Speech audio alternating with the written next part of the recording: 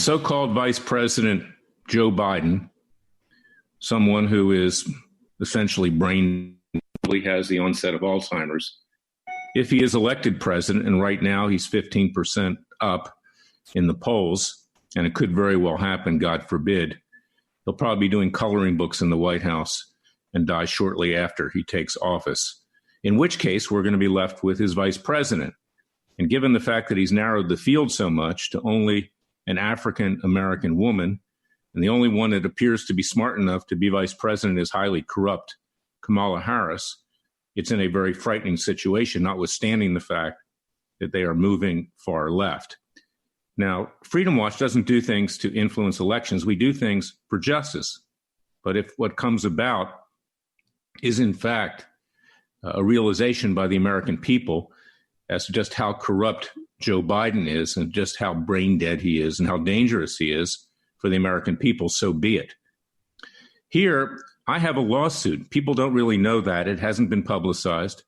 Fox News obviously doesn't publicize anything we do because I had issues with Roger Ailes going way back. And I've had to bring lawsuits for the current CEO of Fox News covering up the sexual abuse of my client, Laura Loon. Laura Loon was the biggest victim of Roger Ailes.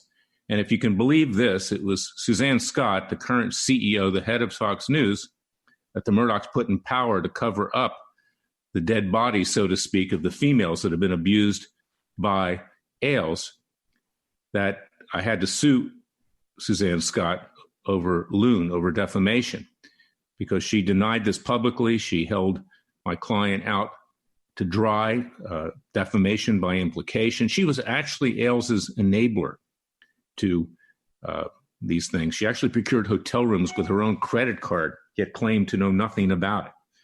And in fact, called my client a liar, in effect. So you'll not read about these things or see them on Fox News. It's one of the reasons that I'm so critical from time to time, actually more from time to time, nearly every day, because they really enrage me because they are hypocritical, they're dishonest. And just yesterday, they defamed my client, Judge Roy Moore, Jessica Turlov, their hack, very intellectually limited liberal commentator, called Judge Moore a pedophile. He's not a pedophile, believe me. In fact, a lawsuit's going forward against Sacha Baron Cohen, the comedian who did the same thing in New York City. And a courageous Obama-appointed federal judge, Andrew Carter, allowed it to go forward. He seems to be a very good judge. So we'll keep our fingers crossed. But let's get back to Biden, because you see, my lawsuit wasn't reported by Fox, and it's going forward. The lawsuit is about him having Google play around with my YouTube, take everything down, because I said that Freedom Watch was going to start a citizens grand jury and seek to have him indicted for the Ukrainian bribery scandal, where money was laundered through his son, millions and millions, if not billions of dollars from the Ukraine. And the son had no expertise to be working for Burisma, this Ukrainian company. And the same is true in China. There's also a scandal there. So we're going to be commissioning our citizens grand juries shortly after the coronavirus subsides to some extent, and we're going to indict Biden. We're going to do the job that the Justice Department should be doing. And of course, you know that Attorney General Bill Barr does little to nothing. The only thing he's done is to protect the Washington elite, General Mike Flynn. Now, I'm glad he did that for Mike Flynn, and I'm not glad the president commuted the sentence of Roger Stone, because that undercuts his authority to be the law and order president. Stone is guilty as hell, and you can't sanction lying under oath, threatening witnesses, and obstructing justice. But you see how it works in Washington, D.C.? If you are the elite, you're untouchable. And Barr has already said that Biden's untouchable. You know why? Because each political party, as corrupt as they are, and they're both corrupt to the core, believe me, Democrats and Republicans, they have dirt on each other. And what counts most for them? Protecting their own backsides, protecting their derriere. So they can go on and continue to enrich themselves and gather power at the people's expense. Go to Washington, D.C. these days. Even through the recession, you see the tremendous expansion, the tremendous building, the wealth.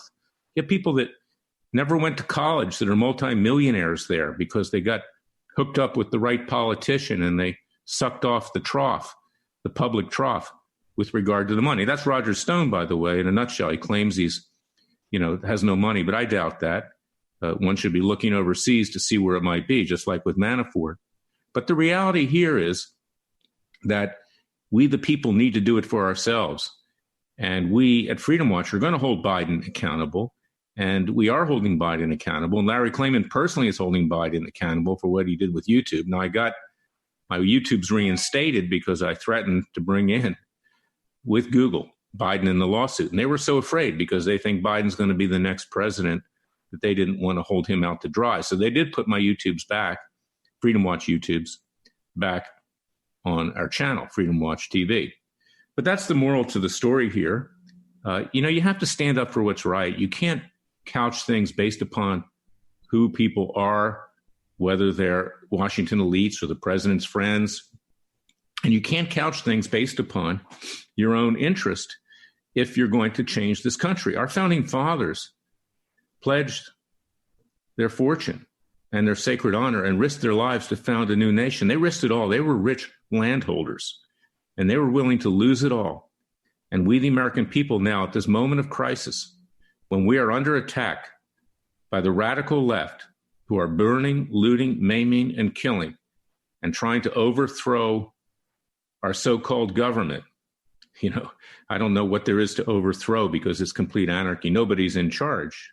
Nobody's in charge of the major cities, New York City or whatever. And I've been constructively critical of the president. He needs to step in and take control right now, but he hasn't. And I love the president and I support him personally.